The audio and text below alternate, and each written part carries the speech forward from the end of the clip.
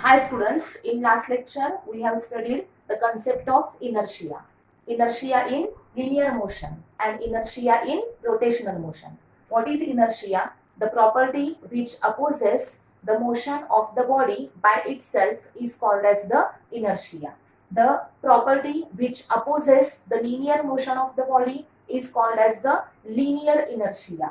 The linear inertia is mass of the body. Then the property which opposes the rotational motion of the body is called as the rotational inertia. It is represented by moment of inertia of the body. Inertia means opposed to the motion. In linear motion, inertia is mass of the body, and in rotational motion, inertia is moment of inertia. To study moment of inertia in detail, we have to study first the point kinetic energy of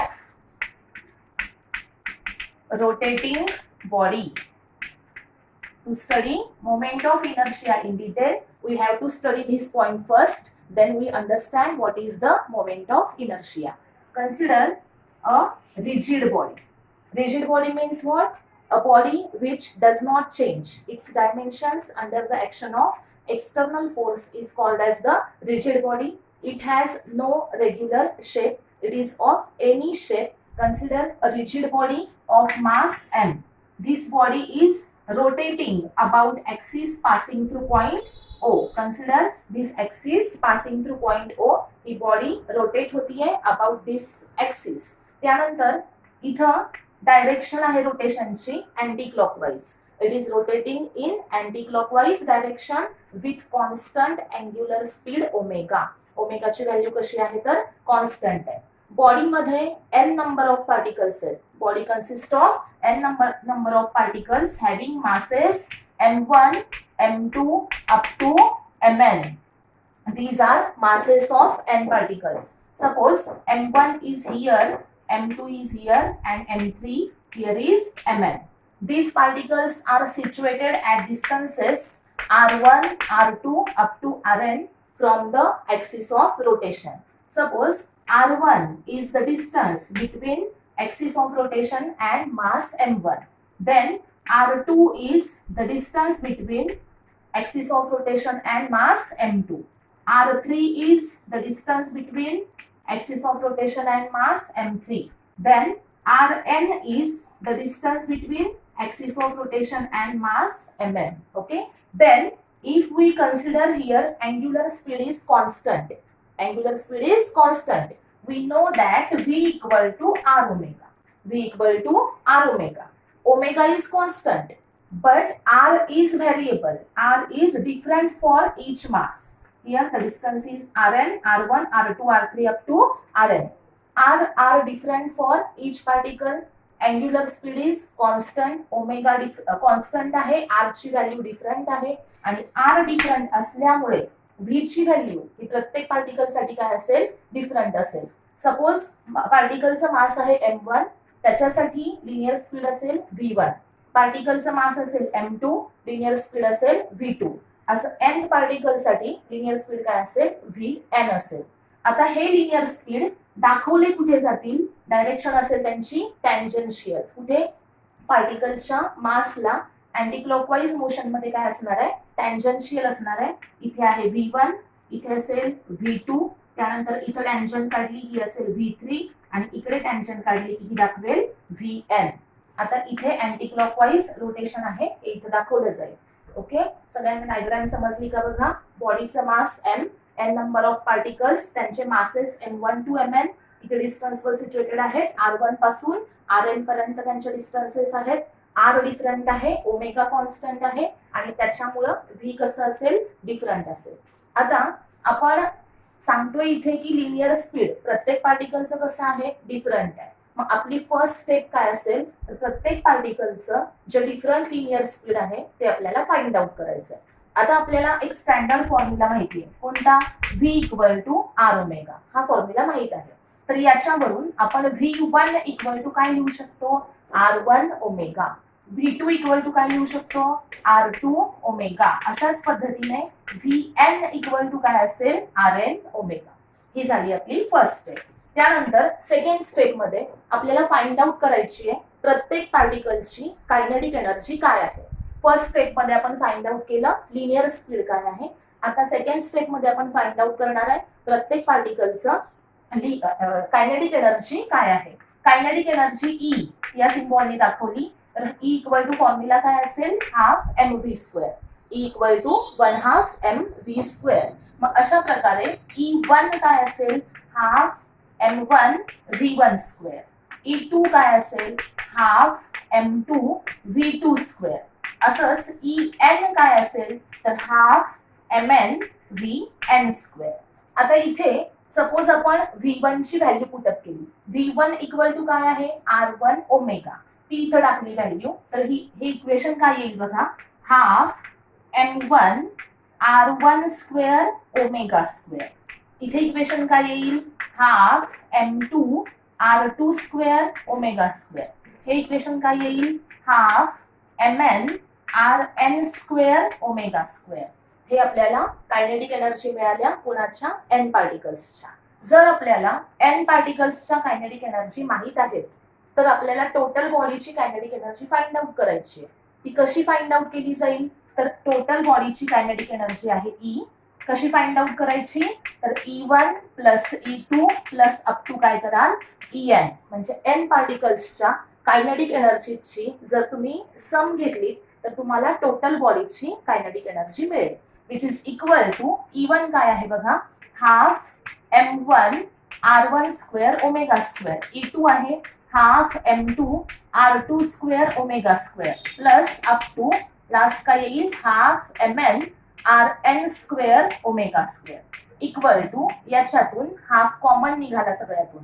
half common निघाला bracket मध्ये काय येईल बघा M1 R1 square plus M2 R2 square plus up to काय येईल Mn Rn square आणि ब्रॅकेटच्या बाहेर multiply कशाने केलं जाईल ओमेगा स्क्वेअरने. ओमेगा स्क्वेअर सुद्धा काय असेल कॉमन असेल.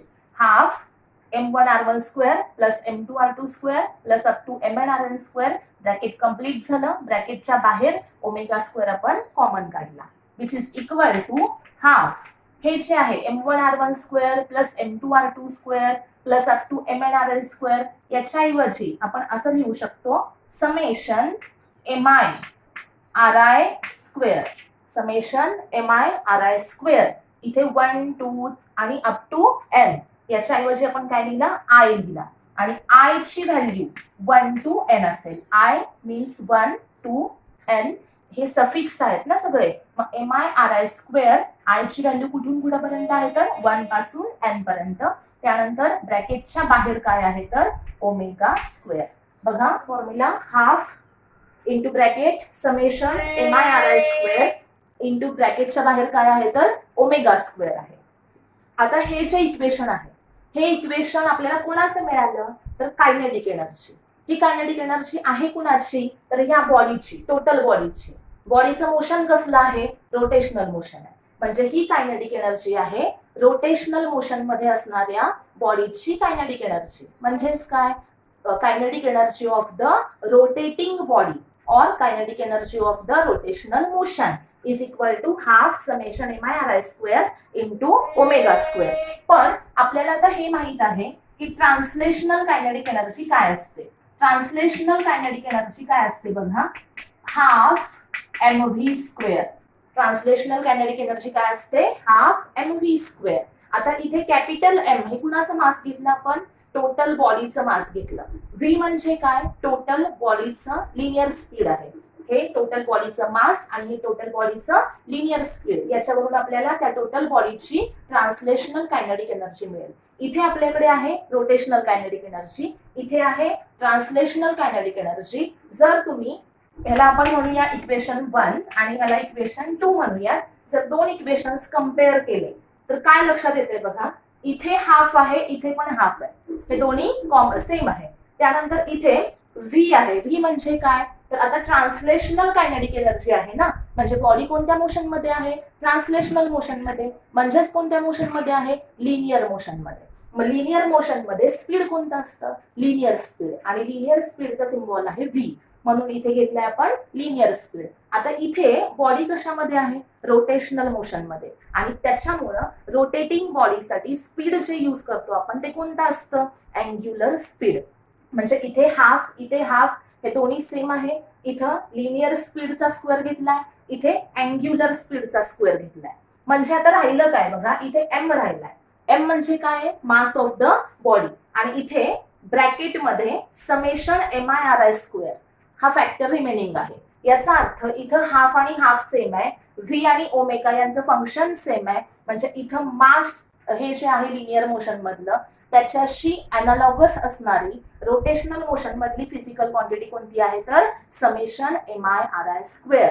म्हणजे मास जे फंक्शन आहे कशामध्ये, ट्रान्सलेशनल मोशन मध्ये, त्याच्याशी रिलेटेड रोटेशनल मोशन मध्ये क्वांटिटी कोणती आहे, summation M I R I square. आता याच्या आधीच मी तुम्हाला सांगितलं की लिनियर मोशन मध्ये इनर्शिया रिप्रेझेंट करणारी फिजिकल क्वांटिटी कोणती आहे, तर मास आहे. म्हणजे इथं मास रिप्रेझेंट करतो इनर्शिया. कोणता इनर्शिया, लिनियर इनर्शिया. याचा अर्थ ह्याच्याशी अनालॉगस असणारी ही quantity summation M I R I square ही क्वांटिटी काय रिप्रेझेंट करेल, तर या मोशन मधला इनर्शिया. म्हणजे कोणत्या मोशन मधला, रोटेशनल मोशन मधला इनर्शिया. म्हणजेच कोणता, रोटेशनल इनर्शिया. आणि त्याला आपण काय म्हणतो, तर मोमेंट ऑफ इनर्शिया. म्हणजे हे जे समेशन लिहिलंय आपण, ही क्वांटिटी काय रिप्रेझेंट करते, तर रोटेशनल इनर्शिया म्हणजेच मोमेंट ऑफ इनर्शिया. आणि मोमेंट ऑफ इनर्शियाला सिम्बॉल आहे आय, कॅपिटल आय. म्हणजे काय आहे, तर मोमेंट ऑफ इनर्शिया. कसा लिहिला जाईल, summation M I R I square I equal to 1 to n. याच्यावरून आपल्याला काय कळतंय, मोमेंट ऑफ इनर्शिया म्हणजे रोटेशनल इनर्शिया. कन्सेप्ट कळला का बघा. मोमेंट ऑफ इनर्शिया फॉर्म्युला आहे summation M I R I square I equal to 1 to n. आता इथं सपोज हे जे इक्वेशन फर्स्ट आहे ह्याला आपण थर्ड इक्वेशन म्हणूयात, आणि हे थर्ड इक्वेशन म्हणजे summation M I R I square याच्या ऐवजी आपण सपोज कॅपिटल आय इथं टाकला इक्वेशन फर्स्ट मध्ये, तर फॉर्म्युला काय येईल, याला इथे equation 1 which is equal to half 1 आणि 3 या दोघांचा यूज केला आपण. इक्वेशन 1 आणि इक्वेशन 3 याच्यावरून काय मिळेल बघा, हाफ तसाच ठेवला, याच्याऐवजी आपण कॅपिटल आय पुटअप केला, आणि पुढे काय येईल, omega square. Half I omega square. This is the rotational kinetic energy. that is the kinetic energy of the rotating body. Formula काय आहे, हाफ आय ओमेगा स्क्वेअर. सगळ्यांना समजलं का बघा व्यवस्थित. ट्रान्सलेशनल कायनेटिक एनर्जी फॉर्म्युला असतो हाफ एम व्ही स्क्वेअर, आणि rotational kinetic energy formula काय असतो, हाफ आय ओमेगा स्क्वेअर. इथं फक्त या मासला रिप्लेस केलं मोमेंट ऑफ इनर्शियाने, आणि लिनियर स्पीडला रिप्लेस केलं अँग्युलर स्पीडनं. फॉर्म्युला सगळ्यांनी लक्षात ठेवा. रोटेशनल कायनेटिक एनर्जी फॉर्म्युला काय आहे, हाफ आय ओमेगा स्क्वेअर. आणि moment of inertia I formula काय आहे, summation M I R I square. आता याच्यावरून आपण मोमेंट ऑफ इनर्शियाची डेफिनिशन सांगू शकतो. बघा, मोमेंट ऑफ इनर्शियाचा फॉर्म्युला काय आहे बघा, summation M I R I square. आता इथं काय घेतली आपण, समेशन म्हणजे काय घेतली, सम घेतली. सम कुणाची घेतली, एम आय. एम आय म्हणजे काय, पार्टिकलचं मास आहे. आर आय म्हणजे काय, आर आय म्हणजे काय आहे, तर डिस्टन्स आहे. कोणाचं, त्या पार्टिकलचं डिस्टन्स. कोणापासून, ऍक्सिस ऑफ रोटेशन पासून. म्हणजे आपण सम घेतोय, कोणाची सम घेतोय, या प्रोडक्टची. प्रोडक्ट कुणाचं आहे, प्रत्येक पार्टिकलचं मास आणि त्याच्या डिस्टन्सचा स्क्वेअर. ओके, मग डेफिनिशन अशी तयार होईल, moment of inertia of a body about axis of rotation, rotating body about an axis of rotation passing through the body is equal to sum of product of mass of each particle and square of perpendicular distance from the axis of rotation. Definition परत repeat करते, समजते का बघा. Moment of inertia of a body about axis of rotation passing through any point in the body is equal to sum of product of mass of each particle and square of perpendicular distance from the axis of rotation is called as the moment of inertia. आता moment of inertia चा formula आपल्या समोर आहे. याच्यामध्ये moment of इनर्शियाचं SI unit काय असेल सांगा. SI unit पाहिजे आपल्याला. आता इथे मास आहे ना, मासचं युनिट काय असतं केजी. आर म्हणजे काय डिस्टन्स. डिस्टन्सचा इथे स्क्वेअर घेतलाय मग काय येईल मीटर स्क्वेअर. एसआय युनिट काय असेल केजी इंटू मीटर स्क्वेअर. आता याचे डायमेन्शन्स सपोज आपल्याला पाहिजे तर डायमेन्शन्स काय असतील बघा. KG into metre square. Metre म्हणजे लेंथ आहे म्हणजे L2 आला केजी M1 आणि टी ची व्हॅल्यू काय असेल 0. L2 M1 आणि T0 हे काय असतील त्याचे डायमेन्शन्स असतील. एसआय युनिट आणि डायमेन्शन्स आपल्याला मिळाले कशाचे मोमेंट ऑफ इनर्शियाचे. आता मोमेंट ऑफ इनर्शिया बॉडीचा डिपेंड कशावर आहे बघा. पार्टिकलच्या मासवर आणि त्याचं डिस्टन्स जे आहे ऍक्सिस ऑफ रोटेशन पासून त्याच्यावर डिपेंड आहे. आता पार्टिकल्सच्या मासची आपण सम घेतो आणि त्याच्यावरून आपल्याला काय मिळतं टोटल बॉडीचं मास मिळतं. पार्टिकलच्या मासेसची सम घेतल्यावर टोटल बॉडीचं आपल्याला मास मिळेल. आणि आरचा इथे काय केलाय स्क्वेअर. आर म्हणजे त्या पार्टिकलचं जे मास आहे त्याचं ऍक्सिस पासूनचं डिस्टन्स ह्याला आपण काय म्हणूया आर असं म्हणूया. मग आता याच्यावर सुद्धा मोमेंट ऑफ इनर्शिया डिपेंड आहे. मग आपण असं सांगू शकतो की moment of inertia of a body depend on mass of each particle as well as mass of the total body and distribution of the mass about the axis of rotation. Axis of rotationच्या बाजूला त्या मासचं distribution कसं आहे त्याच्यावर moment of inertia depend असेल आणि बॉडीचं मास किती आहे त्याच्यावर डिपेंड असेल. आता बघा सपोज इथे एक एक्झाम्पल सांगते मी तुम्हाला. आता हा मेटल रॉड आहे. मेटल रॉड आहे. आता याच्या सपोज सेंटर मधून असा ऍक्सिस पास झाला. काय झाला सेंटर मधून ऍक्सिस पास झाला. तर हे जे डिस्टन्स आहे बघा हे डिस्टन्स याची टोटल लेंथ सपोज L असेल तर हे डिस्टन्स किती झालं L/2. हे डिस्टन्स किती झालं L/2. ऍक्सिस इथून पास होतोय ना. त्या बॉडीचं रॉडचं मास किती आहे सपोज M एवढं मास आहे आणि डिस्टन्स किती आहे डिस्ट्रीब्युशनचं मॅक्झिमम डिस्टन्स हे किती आहे L/2 एवढं डिस्टन्स आहे. आता इथं दुसरं तेच एक्झाम्पल देते मी. रॉड आहे आणि इथून ऍक्सिस पास झाला. त्याच्या सेंटर मधून ऍक्सिस पास न होता कुठून पास झाला त्याच्या एका एंड मधून ऍक्सिस पास झाला आणि इथं तो असा रोटेट होतोय.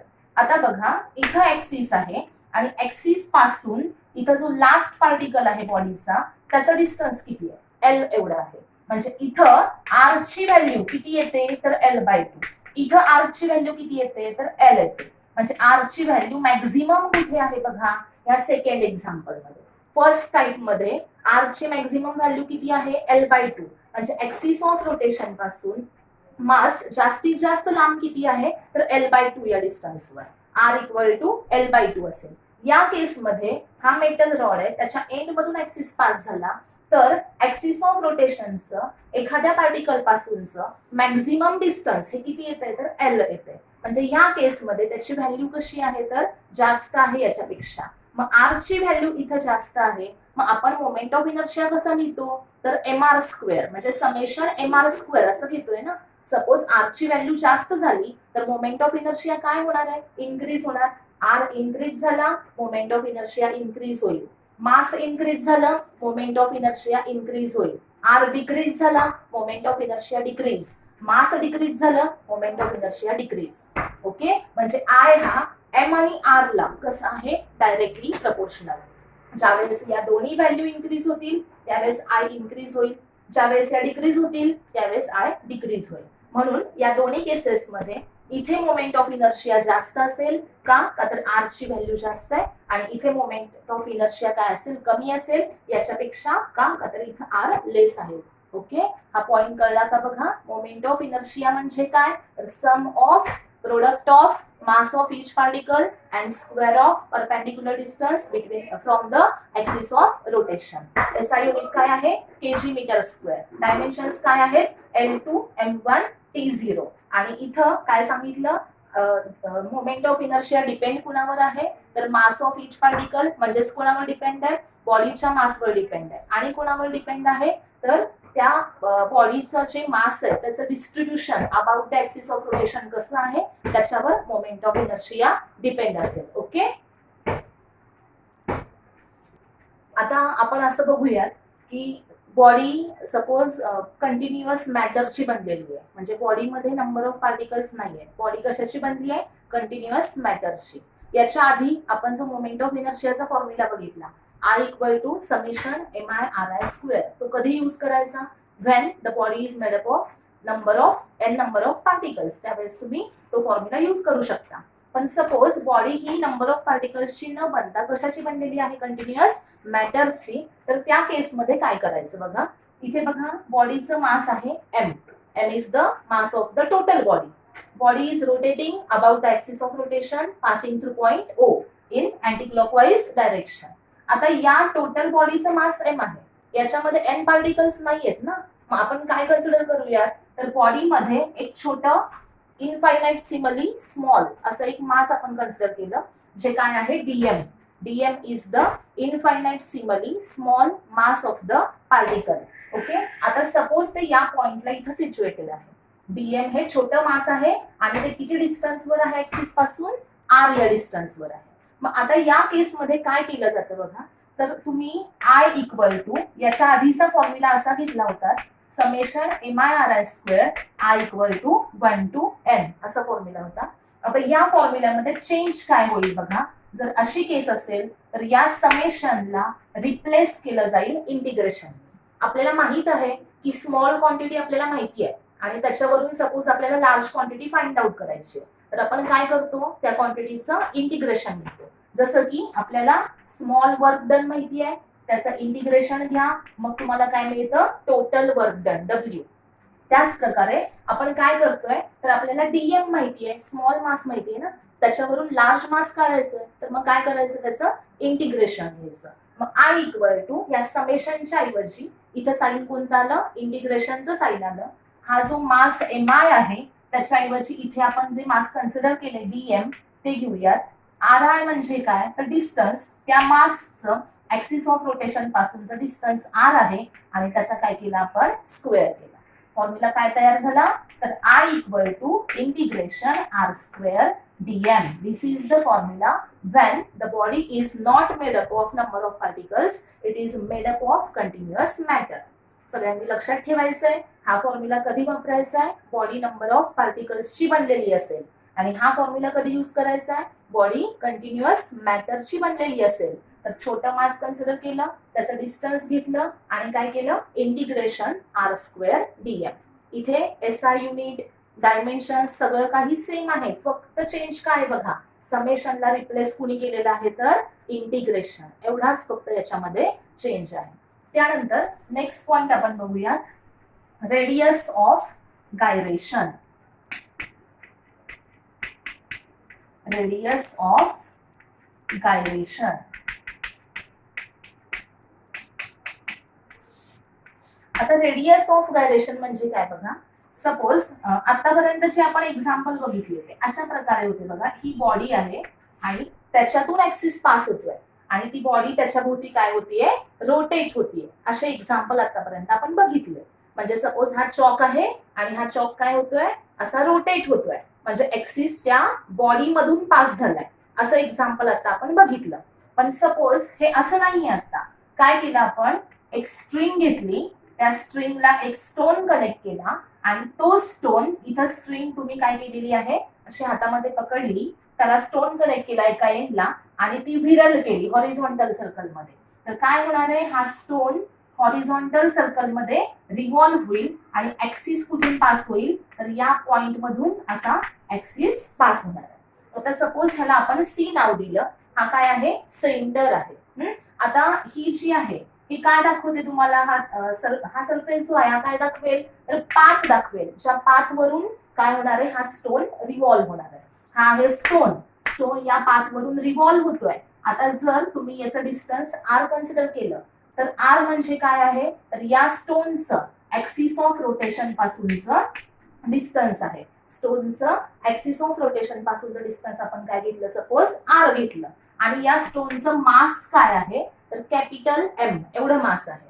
आता बघा, स्टोन इकडे आहे, स्टोन म्हणजे काय आहे? तर रिजिड बॉडी आहे. स्टोन इकडे आहे, ऍक्सिस ऑफ रोटेशन हा स्टोन मधून पास झाला का?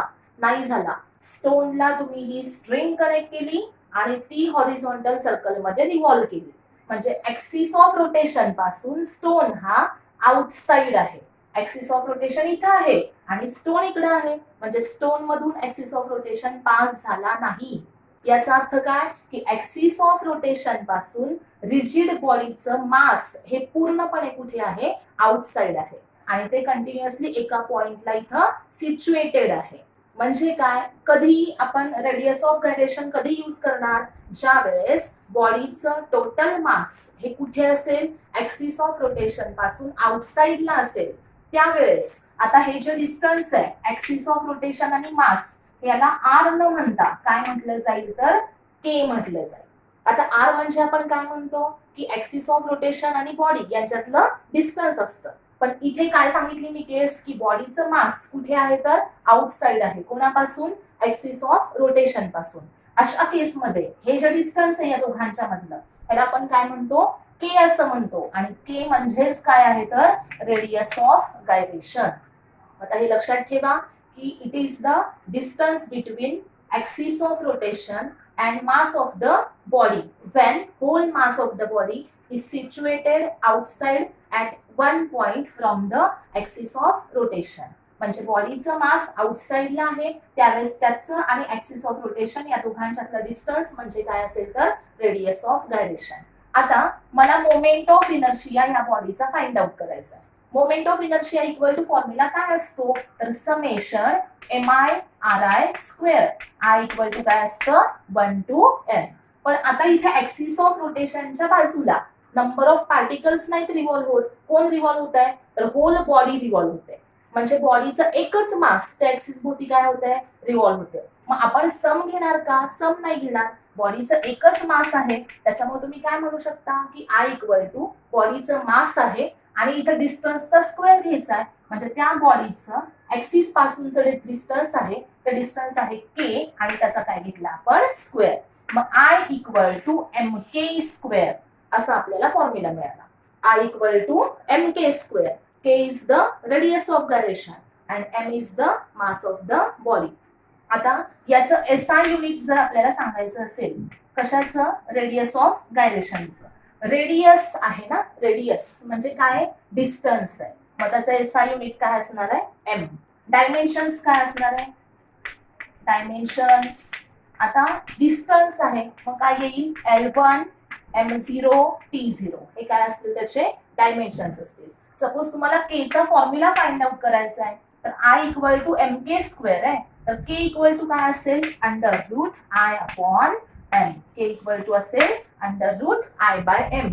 हा I/m केला, k² आहे दोन्ही साईडला काय घेतलं रूट. के इक्वल टू काय असेल रूट मध्ये I/m. आय म्हणजे काय मोमेंट ऑफ इनर्शिया, m म्हणजे काय मास ऑफ द बॉडी. आता बघा रेडियस ऑफ गायरेशन म्हणजे काय सांगितलं मी की ज्या वेळेस बॉडीचं मास हे पूर्णपणे आउटसाइडला सिच्युएटेड आहे बॉडीच्या, म्हणजे सॉरी ऍक्सिस ऑफ रोटेशनच्या, आणि त्या केसमध्ये बॉडीचं मास आणि ऍक्सिस ऑफ रोटेशन यांच्यामध्ये जे डिस्टन्स आहे त्याला आपण काय म्हणणार आहे radius of gyration. Radius of gyration SI unit आहे मीटर आणि डायमेन्शन्स काय आहेत L1 M0 T0. Radius of gyration के चा यूज करून मोमेंट ऑफ इनर्शिया कसा फाइंड आउट करायचा MK². कशावरून, या स्टँडर्ड फॉर्म्युल्यावरून हा फॉर्म्युला फाइंड आउट केला. इथे पार्टिकल्स नाही आहेत, नंबर ऑफ पार्टिकल्स, त्याच्यामुळे त्याची सम न घेता डायरेक्ट बॉडीचं मास घेतलं आणि त्याचं काय घेतलं distance K. MK² equal to काय असेल आय. याच्यावरून के फाइंड आउट केला. के म्हणजे काय radius of gyration which is equal to √I/m. Okay. आता आज आपण मोमेंट ऑफ इनर्शियाचे 3 फॉर्म्युले बघितले बघा. I equal to summation MI/RI².